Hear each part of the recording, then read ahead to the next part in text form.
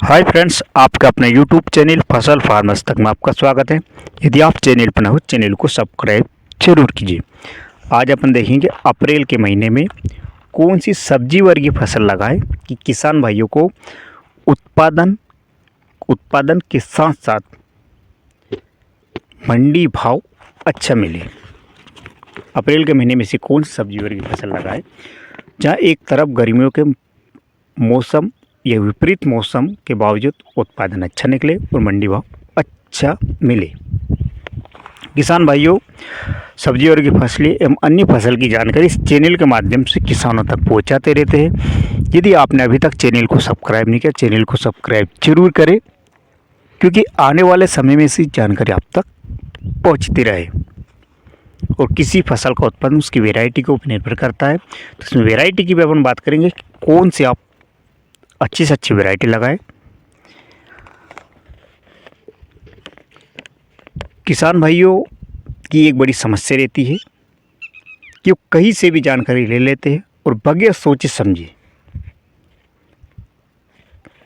सब्जी वर्गीय फसलें लगा देते हैं।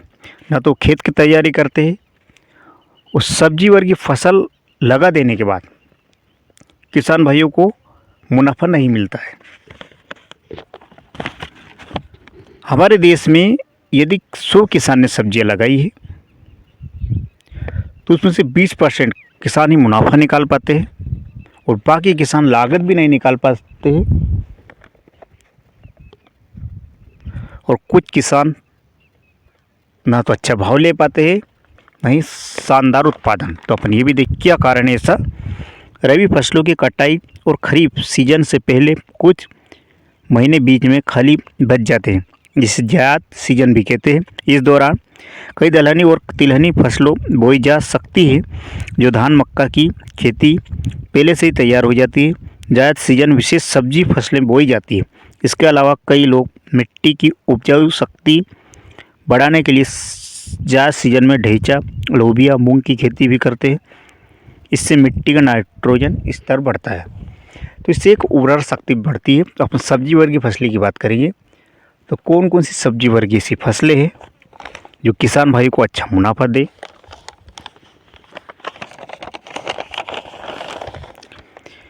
आप देख रहे होंगे देश का सबसे विश्वसनीय चैनल फसल फार्मर्स तक। तो आप चैनल को सब्सक्राइब जरूर कीजिए, क्योंकि आने वाले समय में से जानकारी आप तक पहुंचती रहे।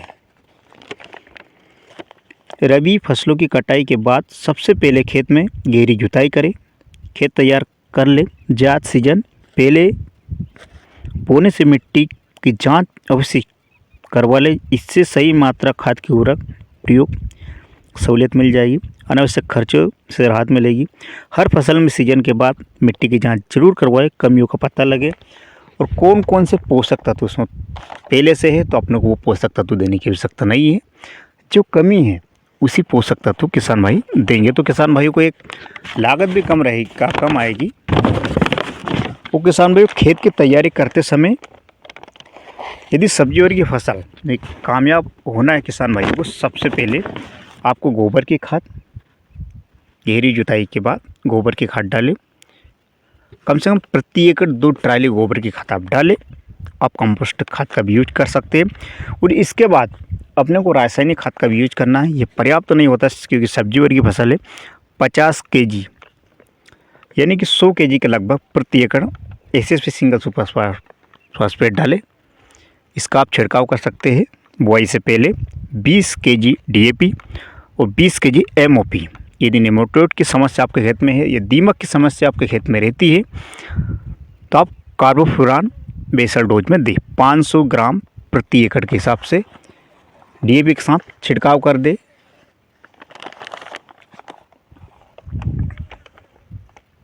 डीएपी के साथ या डीएपी के पहले भी आप इसको डाल सकते हैं सीधे खेत में, उस समय भी डाल सकते हैं सिंगल सुपर फॉस्फेट दे रहे।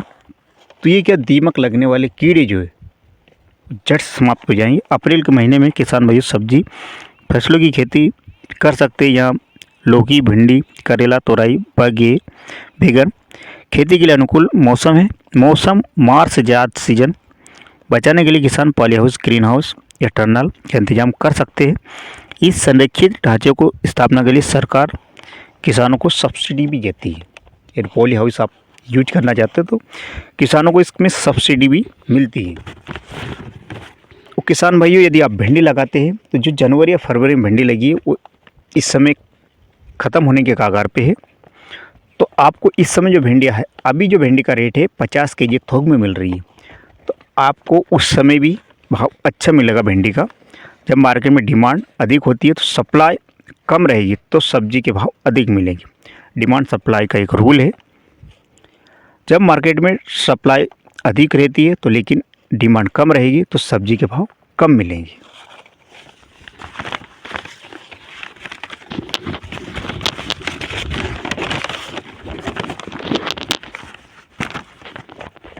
जो भी सब्जी और की फसल आपको बताई हमने, आप उसको खेत तैयार करके ही लगाएं, क्योंकि यदि खेत तैयार नहीं करेंगे तो आपको उत्पादन अच्छा नहीं मिलेगा।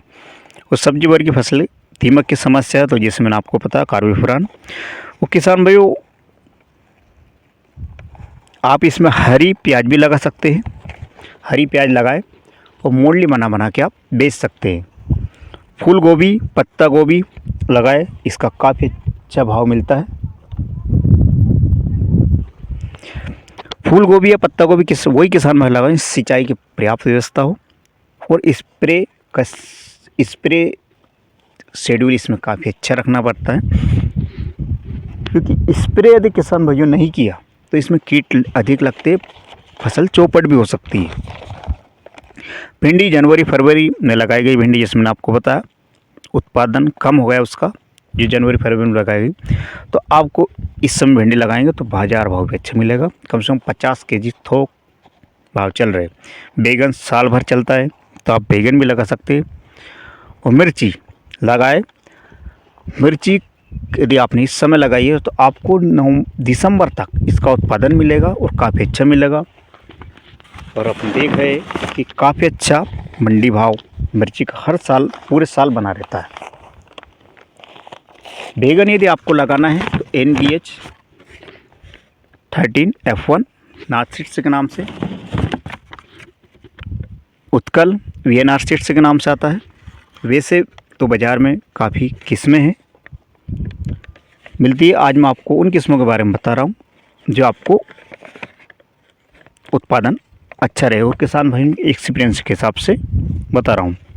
सभी प्रकार की मिट्टी में उगाया जा सकता है, जिससे मिर्ची, VNR seeds, BSF, Nunhems, Kaveri seeds, hybrid chilli ये भी लग सकता है। गिलकी के अत्यंत पौष्टिक गुणों में भरपूर रहता है। F1 हरिता हाइब्रिड सीड्स लगाया। इस प्रकार की खेतीबाड़ी और नए अपडेट के लिए चैनल को सब्सक्राइब जरूर कीजिए। इस वीडियो को दूसरे किसानों भाई के साथ जरूर शेयर करें ताकि उन्हें भी समय रहते जानकारी मिल सके और बेनिफिट हो। चैनल जानकारी यूजफुल लगी, चैनल को सब्सक्राइब जरूर कीजिए।